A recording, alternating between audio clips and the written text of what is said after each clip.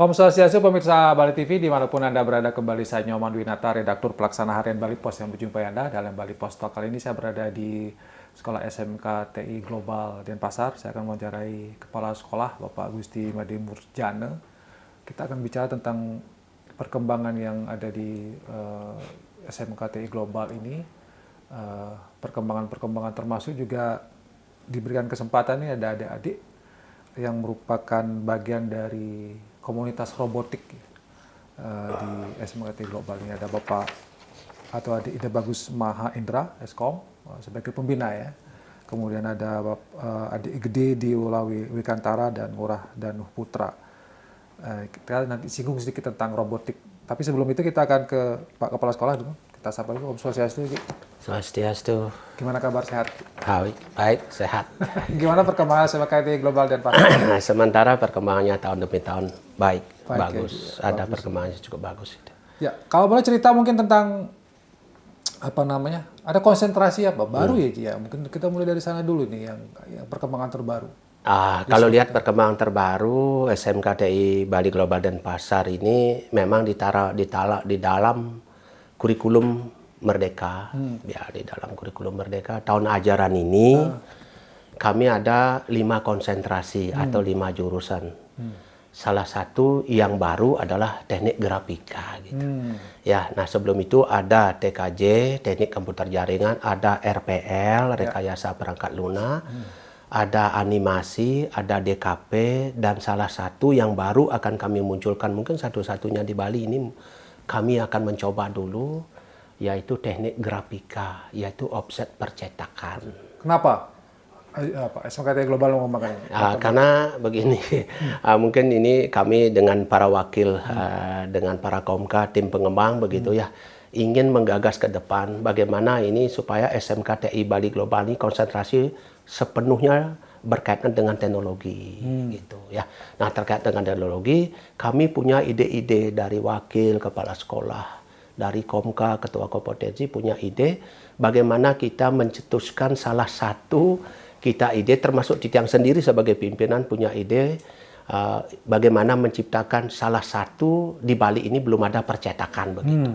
Nah, dengan belum adanya percetakan ini kami mencoba berdiskusi ya dan sampaikan kepada pihak yayasan, kami sampaikan kepada pihak Kanwil untuk mendapat lampu hijau lah, ada restu gitu. Nah, setelah ada restu, kami sepakat di sini di SMK TI Bali Global akan mencoba membuka jurusan baru, salah satu itu adalah teknik grafika atau offset percetakan. Maka dari itu kalau sudah kami sepakat dan dapat restu dari yayasan Kanwil kita di Provinsi Bali, kami melakukan MOU ke salah satu SMK Negeri 4 Malang. Pada tanggal 18 Desember 2023 kami berangkat ke Malang untuk melakukan MOU itu tentang jurusan ini.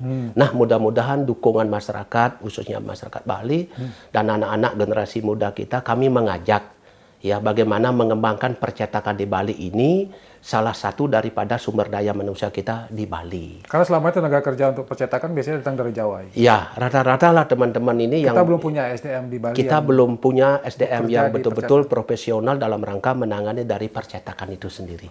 Maka dari itu kami di SMK TI Bali Global Denpasar akan mencoba untuk bagaimana membangkitkan, memberikan motivasi, support kepada generasi muda ini untuk bisa mengembangkan salah satu percetakan yang ada di Bali. Gitu. Karena percetakan di Bali ini, semua percetakan besar ini di Bali ini adalah rata-rata SDM-nya adalah dari luar Bali gitu. Nah, maka dari itu kami, nah mudah-mudahan di tahun ini akan mencoba melakukan itu. Mudah-mudahan generasi muda ini ada minat untuk itu gitu. Itu percetakan yang grafika yang baru. Ya. Tapi kalau yang sudah ada, katakanlah yang berkembang di SMK TI Global tentang animasinya, saya dengar juga sudah cukup meraih prestasi dan punya. Kemarin apa yang Panji Semirang yang pernah diceritakan, kemudian apa saja yang sudah yang animasi dulu? Ya, kalau kita lihat apa yang saya sampaikan tadi dengan 5 keahlian di kurikulum Merdeka ini, salah satu seni rupa yang di bawah adalah substansi adalah ada animasi dan DKP. Ini animasi ini sangat berkembang dengan bagus. Ya, animasi ini berkembang dengan baik, terbukti dengan adanya beberapa film-film animasi yang sudah dibuat oleh anak-anak kami. Salah satu adalah Panji Semirang, salah satu cerita rakyat Nusantara Ini kami dapat proyek dari Bapak Profesor Dr. Bandem. Ya, di bawah mungkin diteruskan oleh Bapak Menteri, mantan Menteri kita, Pak Wardiman Joyonegoro. Gitu. Nah, kami dikerjakan oleh anak-anak ini dan dikatakan sukses. Dan ini sudah di-launching oleh Bapak Gubernur pada bulan November 2022. Ya, 22 di-launching, itu Panji Semirang salah satu daripada cerita rakyat Nusantara. Ya. Dan yang kedua, setelah dilanjutkan ini karena anak-anak kreativitas dan inovasinya cukup tinggi di bidang animasi, maka itu dilanjutkan dengan 3 diorama atau 6 diorama dari 33 diorama yang ada di Museum Perjuangan Rakyat Bali. Ini juga kami diberikan proyek untuk mengerjakan itu. Dan ini proyek ini juga sudah diselesaikan dengan baik oleh anak-anak. Sudah dilakukan dan sudah hasilnya juga cukup baik. Dan selanjutnya yang ketiga ini pada tahun 2023 ini kita mengikuti lomba ya yang berkolaborasi dengan Pixli. Ya, Pixli Studio juga menjadi atau berhasil mendapat juara 1 Festival Seni Bali Jani 5 tingkat nasional. Kita mendapat juara 1 di Bali Jani 5 ini, yaitu tingkat nasional juara 1. Nah, itu sudah dilakukan. Nah, yang terakhir saat ini, anak-anak ini yang sedang digarap adalah tentang animasi atau film animasi ini adalah dari salah satu Dudi Real Tile Animation. Itu namanya Dudi Ita, untuk membuat 6 episode film animasi dengan 2 dimensi dengan waktu 3 bulan. Sedang dikerjakan ini? Sedang dikerjakan. Dan kami sudah mengadakan suatu survei melihat daripada anak-anak mengerjakan itu sangat baik. Dan dari Dudi juga sudah mengatakan hasil yang hampir 70% ini sudah berakhir, dikategorikan sudah masuk kategori baik. Gitu. Bagus hasil yang diperjakan oleh anak-anak kami. Sudah, ya. Itu yang animasi. Tentang kemudian animasi. yang robotik juga sedang berkembang juga di. Ya, nah ini juga salah satu komunitas ya pengembangan diri atau salah satu ekstra yang beberapa tahun terakhir ini baru kami bisa kembangkan terhadap animasi sesuai dengan perkembangan teknologi saat ini. Nah, untuk animasi kami didampingi oleh pembinanya dari Bapak Ida Bagus Mahaindra. Didampingi oleh 2 anak kami ini kelas 10 kedua-duanya ini sering mengikuti lomba-lomba baik tingkat provinsi maupun tingkat nasional. Nah, untuk itu kami juga memfasilitasi ini, setiap ada lomba kami tetap memfasilitasi dari segi biaya untuk bisa mengikuti lomba ini karena robotik ini adalah biayanya cukup tinggi. Ya, cukup tinggi. Setiap satu event kegiatan lomba ini sampai 5 sampai 10 juta, bahkan lebih biaya yang itu semua ditanggung oleh sekolah. Ya, kami siapkan untuk biaya supaya kreativitas anak ini tentang robotik yang dia gemar ini supaya bisa berjalan dengan baik. Ya, saya ke Pak Adi Ida Bagus Mahendra ya sebagai pembina. Robot apa sih yang sudah dibuat dan yang menang lomba apa ya kalau ikut lomba? Dari yang pertama mungkin yang sudah pernah kita buat dari komunitas robotik di SMKTI ini. Itu ada 2. Yang pertama itu robot Mersatu. Robot Mersatu itu robot yang bisa bercerita satu Bali dan memiliki ukuran 40 cm. Nah, itu kecil. Nah, itu robotnya bisa bergerak, jalan, artinya kayak kinetik manusia biasa. Nah, walaupun ekspresinya masih dengan layar. Gitu. Yang dan cerita yang baru 1 yang bisa diceritakan full itu cuma Isiap Selam saja. Nah, mungkin kedepannya ada pengembangannya lah. Jadi robot itu bisa mesatwa gitu lah ya, dengan ekspresi wajah yang dalam layar. Dan mimik lah istilahnya. Gitu. Oke. Itu yang sudah dibuat. Terus yang kedua itu Bomas. Pertama itu robot yang ditugaskan itu untuk memfoto di dalam ballroom ataupun acara-acara konser lah istilahnya. Itu robot yang istilahnya akan atau rencananya menggantikan fotografi ya, fotografer saat itu sudah gitu ya. Sudah ya. Robotnya pun itu memiliki ukuran itu sekitaran 1x2 meter lah. Yang pertama versi pertama. Itu. Robotnya pun juga bisa naik turun hidrolik untuk kameranya. Habis itu untuk pen right-nya sama tilt up tilt down juga bisa. Artinya benar-benar menyerupai pergerakan manusia lah untuk ngambil angle fotonya. Gitu. Dan kebetulan sekarang sedang dirombak untuk versi 2-nya karena untuk memperkecil lah, membuat lebih compact lagi. Gitu. Nah, adapun juga lomba-lomba robot juga. Nah, kebetulan kita ngikutin yang regional Bali dan nasional juga. Nah, di regional itu kita udah pernah juara 1, 2, 3 itu di cabang line follower robot pengikut Ya, garis. ini robotnya ya? Ya. Bisa ditunjukkan Yang ini, Adik? ya, yang ini robot yang kita gunakan. Itu lane follower. Ya, robot Itu lane lombanya mengikuti garis ya? Ya, mengikuti garis. Nah, ini dari Ichibot juga ya. Lumayan juga untuk harganya, tapi ya mendukung lah artinya Untuk apa namanya lomba anak-anak itu jadinya lebih. Jadi kalau ini tingkat kesulitannya adalah bagaimana alat ini bisa membaca garis dengan kecepatan ya, dan sebagainya. Dengan kecepatan, rintangan, adapun halilintar juga yang kayak di roller coaster itu yang Iya. hampir mirip Tamiya lah istilahnya. Ya, Tamiya. Kalau zaman anak-anak. Tapi tanpa aneh ya. Ini nggak pakai remote ya? Nggak pakai remote, tapi kita program dulu. Nah, Harus pakai program. ya tetap harus pakai program. Ini pakai coding juga. Ya, coding juga. Jadi tidak langsung jalan, nggak kayak Tamiya dulu. Ini Tamiya modern lah istilahnya. Oh, modern. Ya. Jadi dia perlu program, perlu logikanya juga gitu. Oke. Itu yang Ini yang line follower. ada lagi lomba robotik yang lain yang pernah Ada, ikutin? itu sumo. Nah, ini sumo nih. Ya, ini contoh sumo yang kita buat.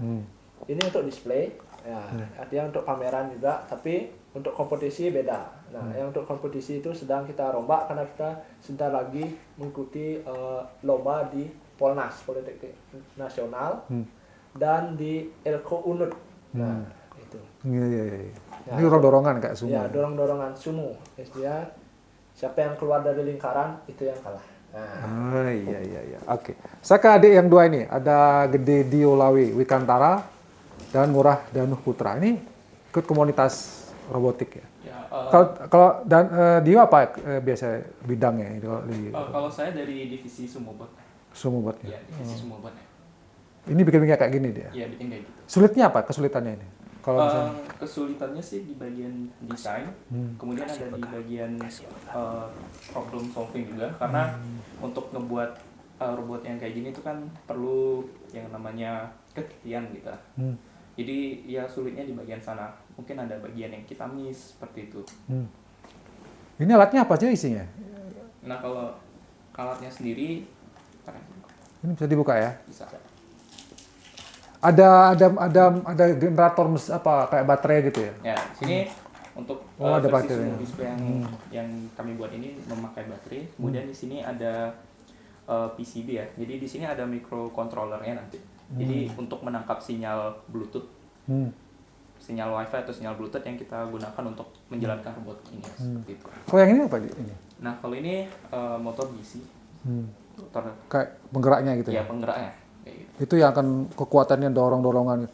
Apakah ini yang juara itu yang terbesar mesin pendorongnya atau apa yang menjadi kekuatan dari robot? Untuk kekuatannya pastinya dari motornya, kemudian dari beratnya juga, kemudian ada lagi satu dari blade-nya.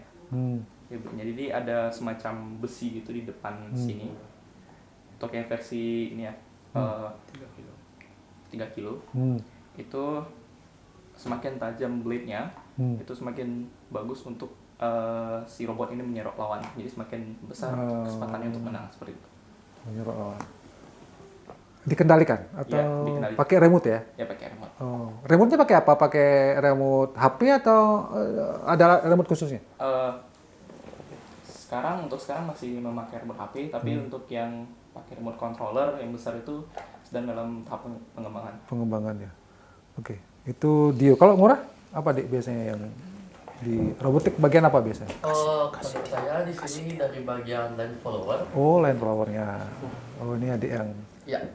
ini jagonya line follower gitu ya. Buat itu ya. Iya. Kalau kesulitan bikin ini apa? Di mana ya biasanya? Kalau untuk ini biasanya di bagian penyetingannya, karena kita perlu memogram robot ini untuk mengikuti garis dari arenanya. Di mana di sini kita perlu mengcoding robot ini agar dia bisa mengikuti garis dengan kecepatan tertentu. Oh, nggak boleh terlalu cepat, nggak boleh terlalu pelan gitu ya? Harus Ya. diatur ya? Oh, iya. Tergantung tracknya. Misalnya juga ada zigzag, itu kan susah dia, harus pelan-pelan. Oh, dia membaca zigzag lain lagi caranya. Ya. Pakai coding kan tadi disebutkannya. Ya. Coding itu dimasukkan di mana di alat ini kalau di? Saya Penting nggak itu paham itu ya. biasanya kita colok di sini. Di sini ya. Program robotnya agar bisa jalan ikutin garis. Atau kita juga bisa setting manual dengan tombol-tombol ini. Oh ya. Ya, Sistem manual juga bisa gitu ya. bisa. Baterainya di mana nih? Baterainya terletak di sini. Jadi itu ada 3 sel, ada 3 kabel yang masuk di lubang ini. Baterai apa itu? Baterai khusus? Ini kita pakai, ada baterai khususnya untuk robot line follower, itu baterai LiPo. Ini satu ini berapa dia habis? Satu ini Iya. Semuanya maksudnya. eh, Harganya, Biayanya alat-alatnya berapa? berapa nih? biaya robotnya. Ya. Ini lumayan ya. Berapa biasa bagus? Berapa Gus? Untuk biaya robot ini untuk full dia sampai ke build atau kebangun ini itu sekitar 4 juta. 4 jutaan. Ini 4 juta ya. Yang alatnya mungkin harus diimpor juga ya? Apa dari luar juga? Ada dari Indo, ada dari import juga. Yang tidak ada di Indo kita cari di China biasanya. China ya. Pesannya online gitu ya. Ya, online. Senang ya dia ya sama main, karena hobi ya semain gini. Iya, saya juga hobi berlainan flower ya. Saya suka nyeting. Apalagi ini kayak mainan masa kecil lah. Tamiya itu ya. Ya kayak Tamiya. Pernah juara satu? Ya, juara 1, 2 Itu tingkat tingkat nasional. nasional ya. Pesertanya berapa, mengalahkan berapa lawan? Itu untuk kita ada banyak mengikuti lomba. Kebetulan yang menang itu ada di Protection Udut, itu tingkat nasional. Kita dapat juara 2 Kalau pesertanya tingkat SMK juga atau umum? umum. Untuk yang di Protection itu tingkat umum. Tingkat umum.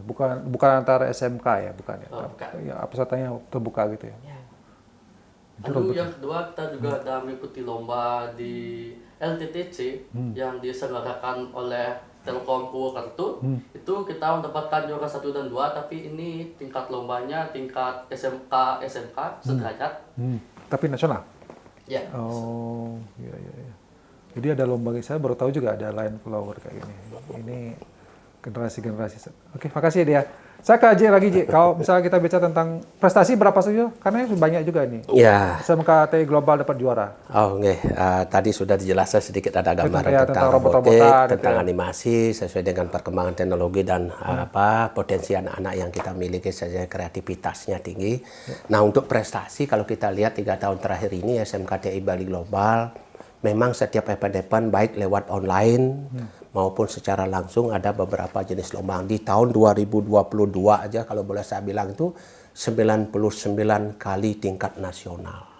Ya, baik tingkat nasional, internasional maupun tingkat provinsi Bali. 99 Ya, juara. 99 kali lah ikut anak-anak kita mengikuti lomba. Sedangkan di tahun 2023 ini sangat ada peningkatan di dalam mengikuti lomba-lomba karena anak-anak ini kreatif di dalam mencari dalam bentuk di online. Ya, ada di online ikut, yaitu di print, sudah di print suratnya, kami diteruskan oleh wakil kesiswaan, kasih meneruskan pada pimpinan, saya suruh mendiskusikan dan seterusnya. Ini 100 kali lagi, 100 kali tingkat lomba, baik tingkat internasional sekali, setelah itu tingkat nasional maupun tingkat provinsi Bali. Yang terakhir ini di tahun 2024 Januari sampai dengan ya katakanlah 3 bulan berjalan ini ada 11 kali jenis lomba yang diikuti juara 1 dan 2 maupun juara 3. Juara semua itu ya? Nggih, juara semua 1, 2, 3. Baik di tingkat nasional, internasional, nasional maupun tingkat provinsi Bali gitu. Banyak piala berarti di sini ya. Ya lumayan lah potensi anak-anak kita. Sampai nggak ada tempat buat nyimpan piala kali ya.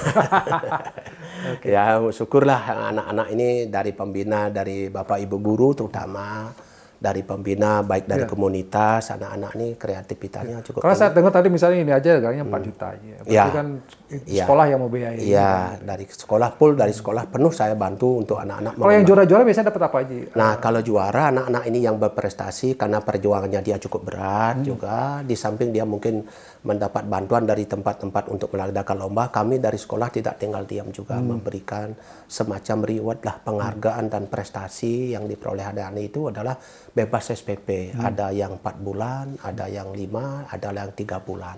Sesuai dengan tingkatan daripada lomba-lomba yang dia ikuti.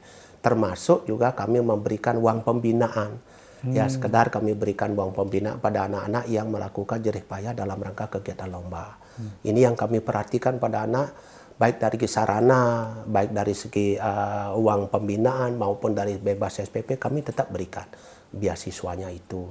Karena sarana-sarana ini terus terang aja kami punya studio animasi, kami punya lab animasi, lab RPL, TKJ, DKP, studio animasi, studio robotik, ya studio gamelan juga satu barung besar. Memang kami mengajarkan budaya dan adat budaya Bali juga di sini. Walaupun anak itu semua berbau IT, tetapi dia ini tetap sering pentas juga di dalam rangka untuk mengajarkan budaya adat Bali. Salah satunya menuju gamelan dan tari. Gitu. Itu artinya siswa di sini modern tapi tidak tercerabut dari akar budaya Bali. Budaya, dari akar budaya Bali. Terima kasih karena waktu ya 15 menit. Mungkin next time adalah kita kesempatan mungkin satu persatu tentang animasi, tentang robotik yang seperti ini kan menarik juga untuk kita angkat. Lain waktu ya, ya. Terima kasih juga adik-adik ya. Sukses selalu dan tetap semangat.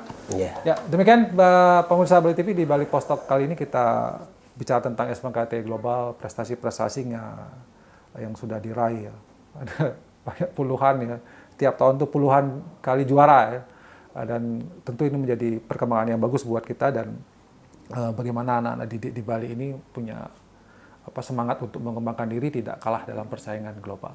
Demikian Bali Post Talk kali ini saya ucapkan terima kasih. Saya tutup dengan Romo Santi. Om Santi. Om Santi. Terima kasih, sampai jumpa.